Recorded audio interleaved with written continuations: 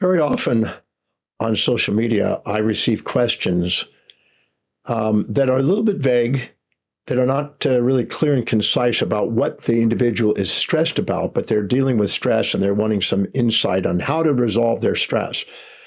So, first of all, stress is the inability to adapt to a changing environment. The environment around you is constantly changing. And so, as it's changing, we can sometimes be attached to how and what we expect to be happening, and it doesn't always match that. So there's only two basic forms of stress that are expressions of our subcortical amygdala, which is the perception of loss of something we seek. That's one form of stress. Or the perception of gain of that which we try to avoid. In other words, the perception of loss of that which we seek in the amygdala, in the part of the brain, you might say, is the perception of loss of food, prey, and the feeling of starvation, which can lead to death. So in our brain, anything that supports our values represents prey, and anytime we feel we're losing what we want that supports us, we're going to feel stress. On the other side, being eaten by a predator is stressful. We die, though starving to death or being eaten to death. So anything that challenges our values represents a predator, and anytime we perceive that we've gained something that challenges us, we feel stressed. So there's only two forms of stress. If you take any moment in your life you've ever perceived any form of stress, you can narrow it down to two forms: the perception of loss of something you're seeking and the perception of gaining something you're trying to avoid. Once you get that, it's wise not to assume some vague idea that I'm stressed. It's really wise to stop and narrow down what specifically are you perceiving the loss of or gain of that you're seeking or avoiding, and get really clear on what that is. Now, if you're seeking something, you're assuming it has more benefits than drawbacks. If you're avoiding something, you're assuming it has more drawbacks than benefits. So the ratio of your perceptions is leading to the perception of loss of something you seek or perception of gain of something you're trying to avoid. So as long as you're polarized and imbalanced in what you're assigning these things that you seek and avoid are, you increase your stress. The more polarized your perception, the more you have the stress of loss or gain. The more neutralized your perception, the less stress, the more resilient, more adaptable you are. So if you are infatuated with a new girlfriend or boyfriend, you're going to fear somebody taking them away, fear of loss of them. If you're resentful to an ex-boyfriend, you're going to fear the gain of them. So the more resentful you have, the more polarized and negative it is, the more you fear their gain. The more polarized and positive it is, the more you fear their loss. So there is nobody out there that is got all positive without negative, or all negative and no positive. These are incomplete awarenesses about human beings. So whatever you're perceiving the loss of that you're seeking, go and find out that if you were to obtain it and get what you thought you wanted, what would be the downsides? And if you're having something in your life that you think is terrible that's coming into your life that you don't want, you find out what is the benefits of that and what would be the drawbacks if they were gone.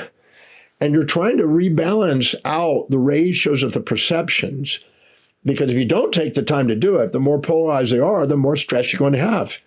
And stress is the inability to adapt, because you're holding on rigidly to a belief system that that's a good thing without a bad, or a bad thing without a good, or a positive without a negative, or a negative or a positive, and that does not exist. You know, if you know somebody, when you infatuate with somebody, you're assuming they got way more positives, but after you live with them for a period of time, you find out they got things that are positive and negative. And the person that you think is terrible, that you want to avoid, later on in your life, you look back and go, that was a catalyst for my growth, and there was benefits that came out of it, made me more independent and not gullible. So if you stop and look back, you'll find out that the things you thought were positive had drawbacks, and the things you thought were negative had upsides. So instead of having the wisdom of the ages without the aging, with the aging process, why not have the wisdom without it? By asking and looking and become cognizant and using your brain, your executive center, to see both sides of the event. The more balanced you are in your perception, the less stressed you are. So when the world out there seems stressful, it's not the world, it's the perception you have of the world. And you have control over your perceptions, your decisions, and your actions, and you can rebalance the perception and reduce some of the so-called stresses that are out there. Because I've had people that have been through things they thought were terrible stresses. And I asked them some questions and balanced out their perception, and all of a sudden their idea of it being a stress no longer existed. They actually saw the hidden order in the chaos and were grateful for the event that they thought was stressful.